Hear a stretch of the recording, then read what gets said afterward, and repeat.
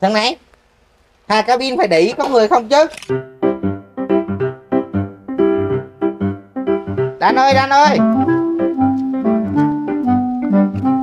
Ui, ui, ui, ui. Thằng này, hà cabin phải để ý có người không chứ. Nãy giờ em kiểm tra xe kỹ lắm rồi em mới hạ cabin á. Ủa mà anh đi đâu vậy? Nãy giờ anh đi kiếm mày có xíu, anh hỏi mày cái này mà cũng may mà anh rút ra kịp á, không kịp là xong luôn rồi, không kịp là xong luôn rồi.